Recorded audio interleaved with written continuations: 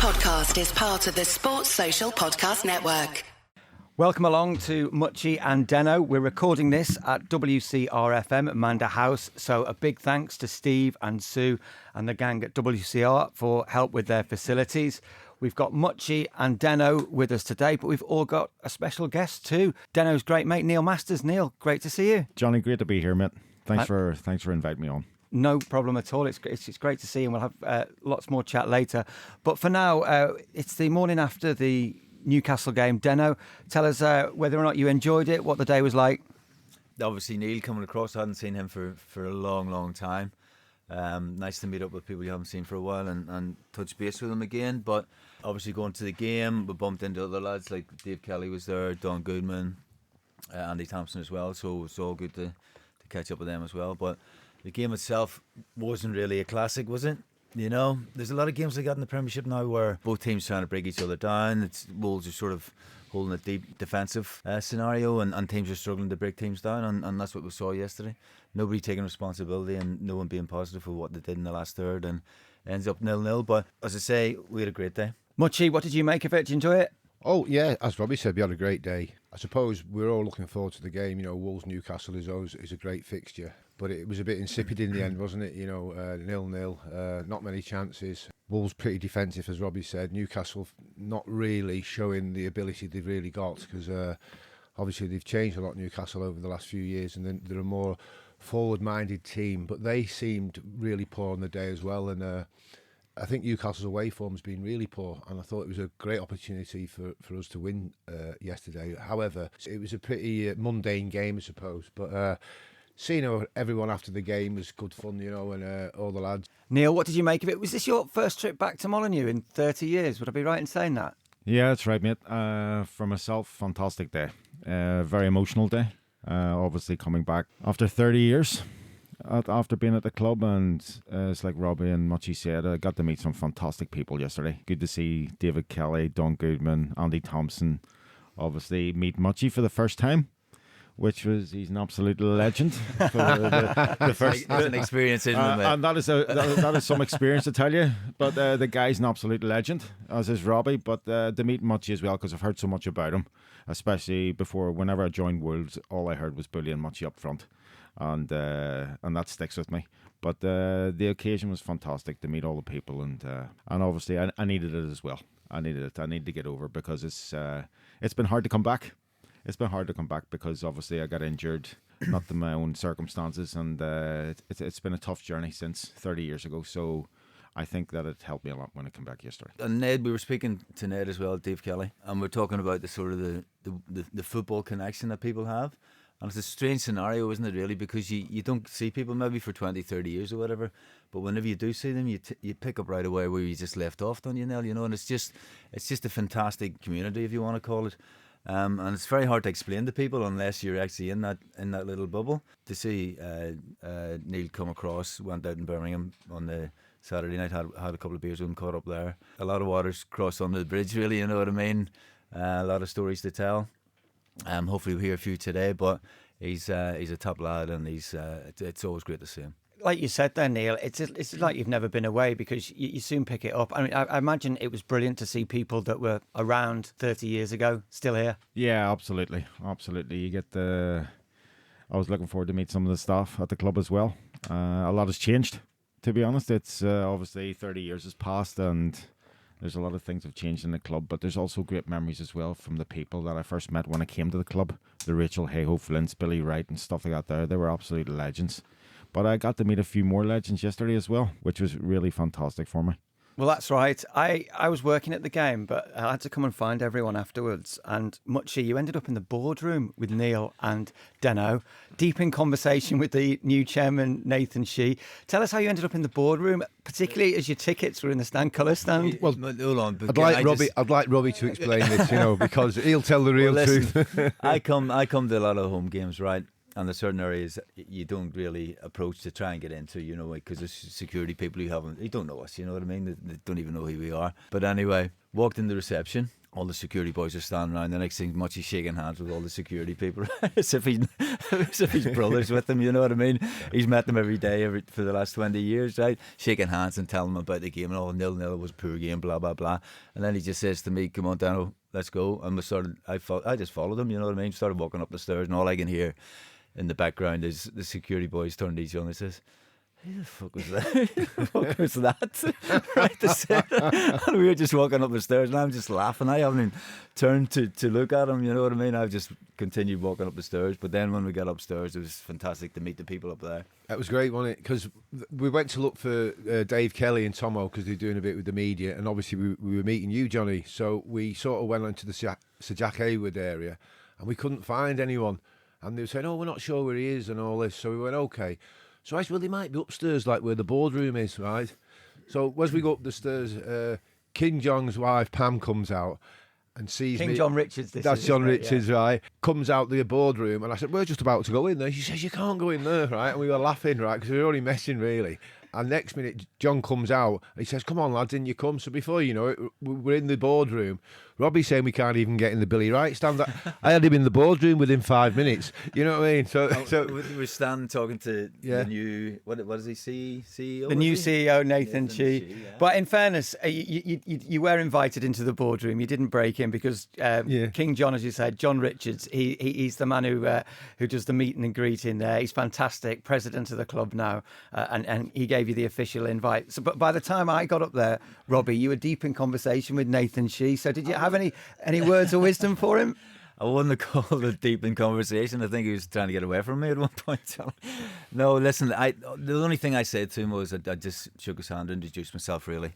I'd never spoken to Jeff whenever he was here, never got anywhere near Jeff Shi. And I just said to him, "Listen, whatever you do, look after the fans. Because the fans are the heartbeat of any football club, aren't they, really? You know what I mean? And we've won one game in 22 now. And you saw the atmosphere of the game yesterday, the passion that the fans are still showing for the club, and how much the club are sort of struggling in the division this year. And that's all I really said to him was, look after the fans, because the fans are the heartbeat of any football club, and if you can do that, you'll do okay. But whether he takes that on board or not, I'm not too sure whether he's going to do that or not. But it was nice to say hello, really. you're right, Robbie, because I went to the Everton game a week past. I got an invite from a friend who's a big Everton fan, so I was at the game. What I was absolutely amazed about was we put a good fitting in the end, drew 1-1, Manny scored a very good equaliser. But the Wolves end was packed to the rafters, 2,500, 3,000. How many were there? Just after Christmas. You know, they've spent all the money and they're still there in the droves. And we're 6 points in the table at the time, you think, you know, bottom of the league, right? And absolutely, there's thousands of them there. And the support was absolutely tremendous. And like you say, you know, talking about with Neil, there's been lots of changes at the club. I says, but they turn out in the numbers unbelievably. And the atmosphere yesterday, even though it ended up a quite insipid game, the atmosphere was tremendous, wasn't it? Yeah, and I thought what was really important, and it showed how much the fans are on board and why the club are lucky to have them. Deep into added time, 0-0. Realistically, Wolves aren't staying up this season. No one had left early. The South Bank was still absolutely packed. And I thought, what sort of a fan base is that? Fair play. They're getting behind these players now, and they're giving everything they can from the terraces, from the stands, to help support the players. And I just thought that spoke volumes, not only for the fact that Rob Edwards and his coaching staff are starting to turn things around and making the club competitive. But I mean, Neil, as a first-time visitor in such a long time, I thought it was impressive to see a team bottom of the table getting that support. To be honest with you, Johnny, didn't surprise me. I've been away for 30 years. The one thing I remember from my stay here is the fans. They're unbelievable. My first game, Tranmere away, it felt like we took 20,000 to that game. I didn't know what was happening. I played for Bournemouth the week before, 3,000 people, a cat and a goat probably at the game, and then suddenly I'm thrust into Tranmere away, where the whole back end of the stadium's gold. It was phenomenal. I've never seen fans like it in my life.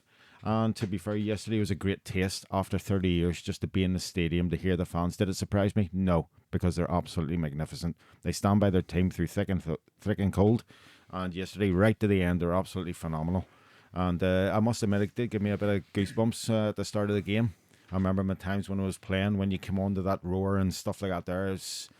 You don't forget things like that. They're magnificent. Yeah, absolutely. I'm glad you mentioned your debut, because we'll get on to talk. It might be in the next podcast, but we'll get on to talk much more about your career and what you've been up to since. But that was around Christmas time, if I'm right, 93, 94. And I was one of the fans on that big bank. It was an uncovered terrace in those days at Prenton Park. And you're dead right. It was absolutely heaving. And outside the ground, just a few minutes before kick-off, there were queues going round the stadium to the turnstiles. And actually the local police, in the end, opens the big side gate and said, to get them in quicker, we're just going to have to let everyone in so that we don't have to delay kick-off. And it was heaving. At least 5,000, I would have said, away fans there that day. And you set Bully up for the goal? To be fair, just the whole occasion was magnificent. I think the day before, a few of the senior pros invited me up to the room. Because I've only been there a week training with the boys, so it was like Steve Bull and Tomo and stuff like that there invited me up, and it just settled my nerves a little bit. Did you have to make him a cup of tea and all that? I had to make him a stuff, cup of tea, mate, and a slice of cake and all that there. Tomo had 3, but we're not going into that, mate. So I was fantastic, mate, and then obviously just preparing for the game. And then, obviously, turning up at Tranmere, it was like the atmosphere was electric. It was brilliant. But Nelly talks about, obviously, making his debut and stuff, but I'm still getting the goosebumps, even now, going to the game yesterday, and as you say, whenever they walked out, the teams walk out, it still gives you goosebumps, you know what I mean? The atmosphere, but also the fans, whenever we were playing in those early days, how they followed us, and everywhere you went, they took over the away games, didn't they? Yeah. It was just amazing to have that atmosphere and have that support behind you, and it still remains. I think, like Robbie said as well, Johnny, you were at the game. I got to set up Bully the equaliser, and I've never been on such a high in my life. So I'm sprinting, I'm breaking records. I'm like Usain Bolt flying after him, and I've gone to jump on his back. He's ducked, mate, and he's just absolutely bobbed me straight into the fans. So I think that was a great start for me, getting chucked into the fans and stuff like that there. But just to set up Bully, because knowing that he was a legend as well, I thought it put me in good stand to go forward from there. It was a fantastic goal. I remember it really, really vividly, and it was a brilliant way, like you say, to get off the mark. You met a few other people yesterday, as well as John Richards, Robert Plant, Susie Perry. You were chatting to them all. Robert Plant, an absolute gentleman, Wolves through and through. I actually seen him 30 years ago. To be honest, I don't think he remembered me, but he was an absolute gentleman. He wouldn't let me go. He was talking to me for fun, and I was like standing there talking to him, going, absolute legend. All my friends back in Northern Ireland would absolutely dream to meet that guy, to be fair. But he's Wolves through and through. He loves the club, and the way he speaks about all the boys and all the former people at the club is outstanding, to be fair. It is. It's crazy. Like, the football thing is a great leveler for people, like, really, and no matter what field you come from. And Robert Plant is a legend. As you say, my school friends back home, they can't believe that I actually know him, you know, and is able to say hello to him. But he's but the football scenario just levels everybody off, and everybody's normal, and it's fantastic. You can go and spend a bit of time with people like this, like. I think with Robert as well, when I spoke to him yesterday, he was talking about Norway, because obviously I've been living in Norway for 24 years, and he's talking about like the concerts he's going to do and to keep it on. I didn't have a clue what was going on, mate. You got the tickets booked already, haven't you, big man? I'm his promoter, mate, for Norway when he comes over. So he's saying, I'm going to do this gig, going to do that gig, and I said, mate, you've done gigs that have sold out the whole world, mate. You're an absolute legend. So that was a different class from the man. The good thing is as well, Mutchy, is that Robert Plant, you know, as Neil says, absolute legend of world music and entertainment. But he was a fan who stood on the South Bank watching you guys as well. And so when you chat to him, it's got that authenticity, hasn't it? That's it. He's just so down to earth. He's absolutely made up that you're there, and he wants to chat to you and all that. And in fact, I actually told him off yesterday because he forgot to call King John Richards, King John. And he said, I used to always call him King John, but when he stopped playing, I forgot to call him that. Right? He said, so I'm sorry about that. I'll have to call him King John in the future, you know. And so he's just one of us, you know, in effect. But it's like anything. He's just a human being that's been very successful in what he did, and he just happens to support Wolves that we played for. So for that reason, you know, you enjoy his company. Yeah, I think it's the passion for the club, isn't it? That's where it all stems from. People follow the club. It's a passion for the club, and we just are bits as we pass through. We're bits, but like Rob, he just loves the place, like, and has that passion for the actual football club itself. I think just a little thing to continue there is the welcome I got from John Richards was absolutely fantastic. I haven't seen the man for a lot of years. He's a legend in the club, And the way he took me in yesterday was absolutely fantastic. Made me feel very welcome. Give me a hug and got me a wee orange juice and lemonade, as you do. So, but it was great to see the man and the reception I got. I won't forget that yesterday. I won't. That's a really good point, Neil. I think John Richards is such a brilliant ambassador for the club because obviously he played at the very highest level for Wolves. He won trophies for Wolves. The former players representative. He works for he's I think he's chairman or president of the Wolves Former Players Association. He does so much for the former players, and I think he recognises the importance of having people like yourself going back to the stadium for the first time in 30 years, and he wanted to make you welcome. And as you said, if you've got King John's seal of approval to get in the boardroom, no one's going to say anything else, are they, Mutchy? Actually, it was the wife that got us in, Mutchy, wasn't it? Well, that was it. Wasn't That was it. Absolutely. It was Pam. But Neil, you didn't get any special treatment at all because John is like that with everyone. He really is, and the effort, like Johnny says, that he puts in for the ex-players. You know, we're going for a meal later on today, which they do a lot. Unfortunately, me and Robbie haven't really been because we're committed to doing other things, but we had the opportunity today, so we're going today. So we're looking forward to seeing all the old Wolves lads, you know. But John is, you know, the man that organises all this, along with Steve Daly, you know. So you're nothing special, Neil. Trust me. That's you brought back down to earth. Absolutely killed me. Cheers, Mutchy. I'll wipe myself down later, mate. But on that note, Mutchy, it's like Paul Barry, it's like Col Faulkner, who does the charity work for the club. They've met me. They're sending me text messages. They're keeping in touch, and they can't do enough for me, to be fair. And I just think I was a bit nervous, apprehensive, a bit scared to come back because obviously what happened with me, injuries and stuff, and it's been a tough road the last 30 years. But the welcome I've received from everybody, it's been an absolute delight for a weekend. Brilliant. Very well said. And that is a really good point that you make. I think any club has to make sure there's a really strong bond with its former players because it's those players are the history of the club. They are the people who make the club what it is in many respects, along with the supporters. So to have that strong relationship is great. And I'm glad you got such a great welcome. I don't know how many, did any of you speak to any of the current members of the Wolves hierarchy? I had a brief chat with Matt Jackson down in the tunnel yesterday. And I think there's a sense that Rob Edwards, along with his coaching staff, Harry Watling, Paul Trollope and Rui Pedro Silva, are starting to stabilise the club. There's a sense of togetherness amongst the squad off the pitch. They seem to be operating as a unit on it. And although a point against Newcastle at home is not going to help particularly to keep Wolves up, I think if you can take the last 5-6 results as a body of work, I think there is evidence that Wolves are being competitive. On the playing side, yeah, they've definitely consolidated. They look a decent side. They've obviously harder to beat. They're not conceding the goals that they were conceding at that over a period of time. But the reality of it is, Johnny, it's really where do you go from here, isn't it? There's going to be players leave the club. You can't afford just to go, there's 10 players out and get 10 players in. I don't think you can afford to do that. There's going to be 1, 2, 3, maybe leave, I think. Off the back of that, really, you're looking at building for next season. And the most important thing for me for that is that people want to be there. You know, the players who are going to stay, with Rob and all that, and hopefully Rob's in charge and move things forward, which you think he will be. Players that stay have to want to be there and have to want to help to get the club back into the Premiership as quickly as possible. And it'll be really interesting over the next 2 or 3 months. Well, January, next 2 or 3 weeks, really, to see who goes. Is there a couple coming in? And then see what they do in the summer then to build on that. But on the playing side and how they've sort of consolidated a little bit, yeah, there's definitely been an improvement this last month or so. I think this is going to be a real challenge for the club, actually, for Matt Jackson, the sporting director, and the hierarchy, because there are obviously going to be players who are good players now and will help Wolves in the fight in the Premier League for the remainder of the season, but will clearly not be here next season. Players, you know, like Joao Gomez, you could say Andre, Jurgen Strand-Larsen. There are going to be quite a lot of players I don't think will be here next season. So do they get sold in January? If they get sold, Wolves have to have that money. Wolves have to protect that money. That can't go back to Shanghai. That can't go into Fosun Sports Group's coffers. That can't go into Fosun's coffers.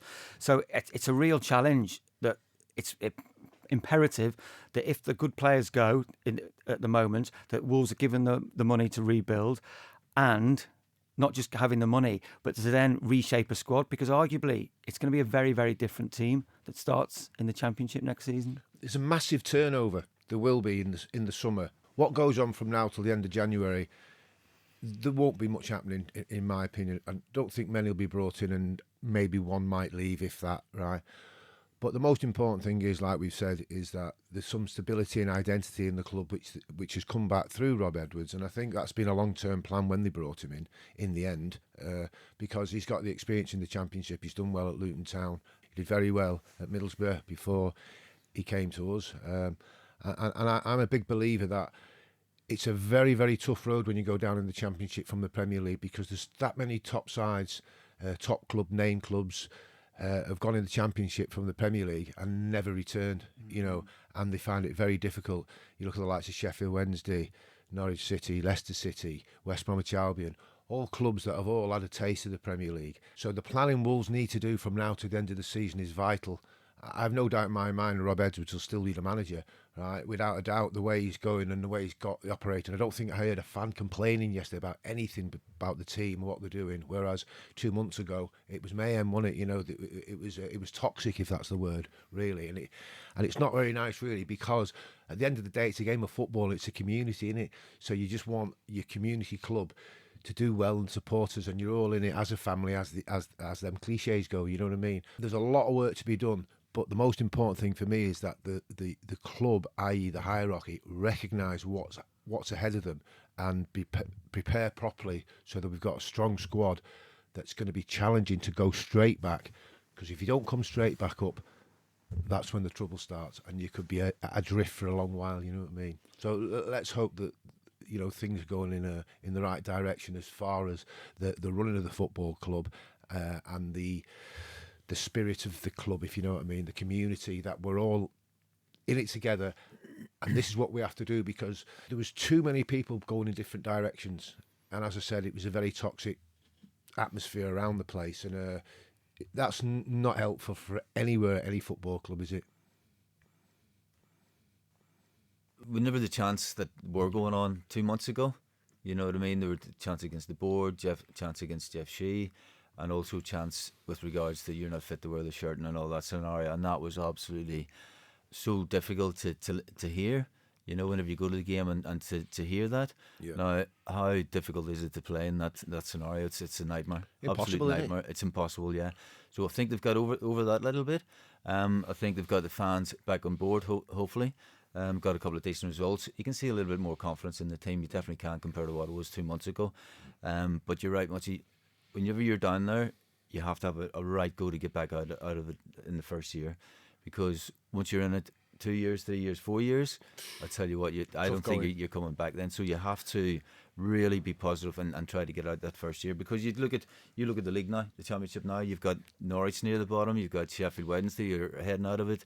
Sheffield United are close to the bottom half as well. Big clubs who are struggling in that division. So Wolves have to have a right go to try and get out of the first thing. Well, Luton were in the Premier League, weren't they? Only 2 years ago. They're in League One now, aren't they? Yeah. It tells you it's everything. tough. Yeah, it's tough. You have Be to have careful what you wish for. Yeah, you have to have a good plan.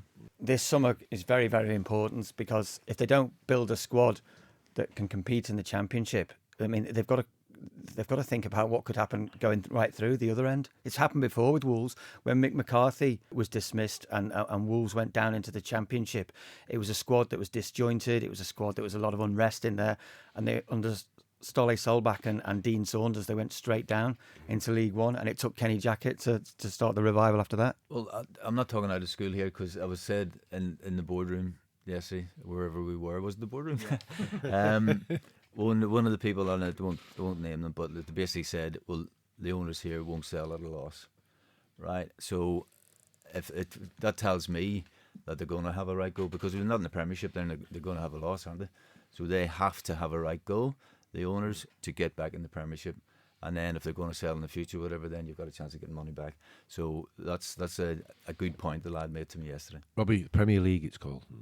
It's League. Premier League, not the Premiership. Oh, Premiership. Yeah, don't worry. We're not talking about rugby now. You keep saying that all the time. League. I'm glad you spoke to someone higher up at Fosun and they established that. I think the challenge for the owners is they keep going on about the fact that the club has to be self-sustaining, and I wonder if they're going to have to realise that it's incredibly hard to be self-sustaining. I don't think there's any club in the Premier League really that runs at a profit. Maybe Brighton and Hove Albion have managed to run at a profit. Maybe Brentford, but the vast majority of the clubs. I mean, just look at what's happening at Crystal Palace now. There's a club that I would say Wolves would have quite happily modelled themselves on 12 months ago. A club of about Wolves' size, maybe a little bit smaller, that's gone and won a trophy, gone and won the FA Cup, and has had top players. And now those players, it started with Abiri Eze, and now Mark Gahey, are being stripped from the club. Oliver Glasner the manager has used the word he feels abandoned by his ownership. And it just goes to show, that there was a club that I think we all looked on enviously at, Crystal Palace winning the FA Cup. I wonder if the Premier League has got to the state it's got with the size of the clubs and with the investment needed, that realistically it's just becoming impossible to compete. And the idea of being self-sustaining is a sort of pipe dream. Well, the self-sustaining bit is you have to sell your better players. You know what I mean? And once you start selling your better players, if you're not replacing them, if your recruitment isn't top-notch recruitment, then you get the position that Wolves are in now. And that's been over a period of 2.5, 3 years where they've sold the better players, haven't recruited well, and all of a sudden you're bottom of the league with 9 points out of 22 games or whatever. So that's where it takes it. Johnny, self-sustaining is very, very difficult to do. It's not a fair balance, really. It's not a level playing field, is it? Because the big clubs who can turn over the big money and then make the money and pay the money out, they can go in the transfer market and spend X a million, which is lots and lots of million, 200 million, 300 million, whatever it may be. Where even Newcastle United, who are a very big club, although they're owned by Saudi Arabian people, they still can't spend the money they want to spend because they can't get the revenue streams in to actually balance that out. It's getting tougher and tougher for the middle clubs, the lower league clubs, if you know what I mean, to keep competing, because the teams, and I suppose it's always been the case really, where the top sides have got the money and they buy the players and they've got the supporters to come through the turnstiles and all that type of stuff. It's very, very, very difficult, even now, more so, to compete with the big boys. Simple as that. And the money's involved, and to actually think that you're going to be self-sustaining at a club is delusion, isn't it? Because really deep down, right, doesn't matter what revenue streams coming through your supporters or what coming through TV rights, etc., the money's involved in the game now. You need benefactors. And it's interesting. I think it's more nuanced. Fosun has come in for a lot of stick, and a lot of it justifiable, a lot of it fully deserved. And I know Jeff Shi leaving the club has certainly solved some problems. He'd become an incredibly divisive figure. But I think it oversimplifies it to say Fosun are the root of all evil. They've obviously sold all the players, the top players, and they've not replaced them with like for like. They've not been able to find the players they want to replace them with. But if you look at those top players that have gone, I would argue there was only Diogo Jota and Raul Jimenez who weren't pushing for move. If you look at Mateus Cunha, Mateus Nunes, Pedro Neto, Ruben Neves, all these players wanted out at that particular. Now, Ruben Neves stayed for an extra year. He was hugely committed, but he did want to leave. There's all these. They would have lost them anyway. They'd have lost those players anyway. And that is the reality of operating in the modern Premier League with a club of Wolves' size. Well, yeah, and I think the players themselves want to progress and progress their own careers, don't they? So there's no, for me, there's no issue with that. If you're a mid-table side, that's what's going to happen. Your better players want to move on. They want to play Champions League. They want to play at a higher level, or bigger clubs, so-called bigger clubs.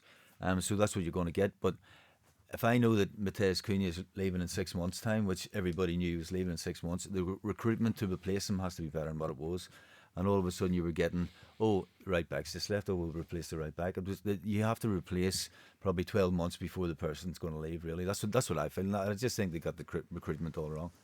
No, I think everyone would agree with that. I think this summer, certainly in a couple of transfer windows previously, the investment hasn't been there. In the transfer window just gone, last summer, the investment actually was there. I think over 100 million was invested in the team. It was just invested incredibly poorly.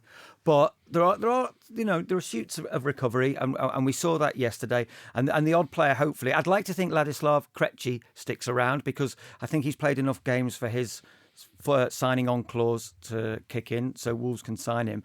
And then Mateus Mane, how crucial? He didn't have his best game against Newcastle. How crucial do you think it is that he plays next season in the Championship? Well, hopefully he will. I mean, the bottom line is he's a young lad. He's 18 years of age, So all these guys that play for the club, right, unless you've got the reputation where someone might want to come in and buy you, like Gomez or Andre or whatever, right? You know, these are lads that, for me, certainly recently have looked very, very committed to the club. And that's what you need. If someone offers a load of money for Mane, right, Wolves are going to sell him. That's the way it rolls. And I think I was talking to a few Wolves fans yesterday, and they actually accepted that. They do understand that when they've got players that do well at the club, other people come knocking on the door to take them. So that's always going to happen.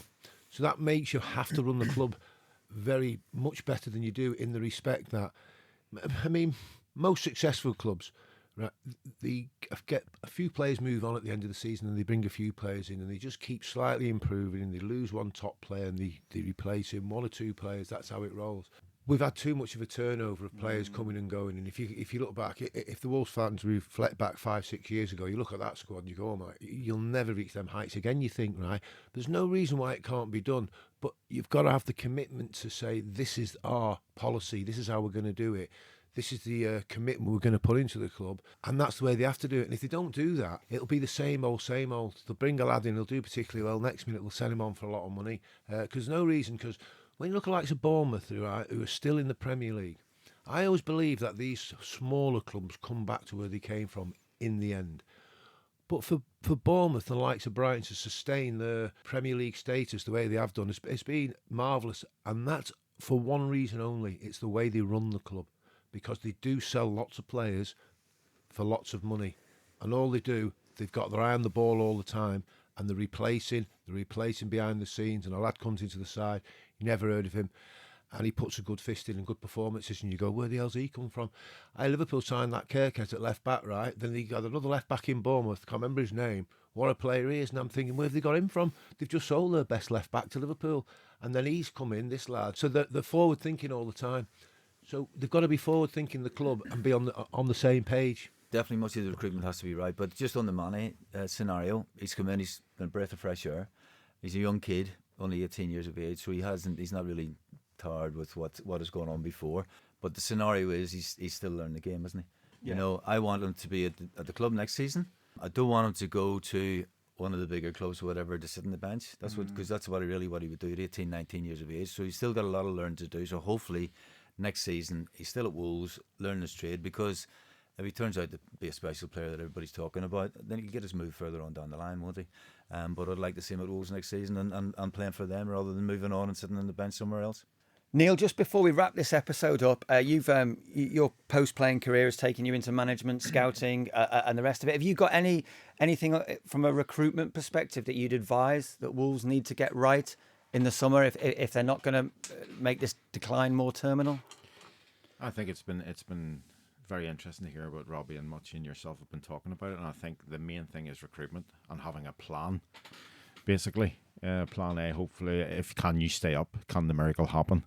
Or if they're going down to the Championship, okay, what's the plan? What's the future for the club? What's the goal line through the club? Basically, with recruitment, is it going to be a mixture of youngsters, experienced players? Some of the youngsters, the boy Mane, he looks a real talent, to be fair. So I think I totally agree with Robbie there about keeping him. He needs another year. He can't sit on the bench. He just needs to keep developing. There's no rush for the kid, and he's going to get better and better. But I think recruitment is key. I think Mutchy had a great point there about Bournemouth. Obviously, I follow my former side in Bournemouth as well. And to see what they've done, the amount of players that they've sold, and the player recruitment side of things, they've got the people scattered all over Europe, and they see them early. They've kind of, Brighton's the best example, because they seem to they have a plan, like you say, 6 months earlier, where they're just saying, right, this kid's going to get sold. We've already got a replacement ready. We've already spoke to the clubs. And it's smooth. It's never rugged. It's never out in the newspapers. It's done properly. And I hope that the Wolves is a massive club, and it's been hard to see them this season lose the games and stuff like that there. But I was amazed by their fans, the way they stuck by them yesterday. But I wasn't surprised, to be honest. But I thought it was great. But I think the club, it's very important. You've got if they go down next season in the Championship, you've got your parachute payments and stuff like that there. I think it's important to keep building, but keep building in the right way. Let Mr. Edwards, the gaffer, get his plans in action. Have good continuity now the rest of the season. See where we can finish. Be proud where we finish. And then build on that. Get the confidence. It's a confidence all the time. Build on that. And then target them players. The sports director, let's go for quality. Let's go get up in the air. it's relentless, that championship, to be fair. And there's a lot of teams that are in the same scenario, going to use a bit of money, going to try and get up. But I think if Wolves can go out early enough and have a plan A, plan B, plan C, that when it does come and everybody go in the right direction, I think it could be a successful time next year for Wolves to get right back up again. Frank Carson, use a 10. This is Frank Carson, use a 10. BBC Northern Ireland, thank you very much. Love it, Neil. I was going in for a Braveheart speech there. Well, we're going to wrap that episode up here. Neil's obviously staying with us for our next episode as well. But a big thanks to Steve and Sue at WCRFM at Manda House, where we're recording this. Don't forget to like and subscribe and do whatever you need to do to make sure you're getting all these episodes. We also are still on the lookout for a main sponsor. It would be great to help produce more of these podcasts and help with the infrastructure we need. We're not after hundreds of thousands of pounds, are we, lads? Just a little bit of money. I heard 500,000 mentioned last night. Mutchy. I don't know where that come from. Absolutely, yeah. I think it was Mutchy singing, let's be honest. Absolute legend.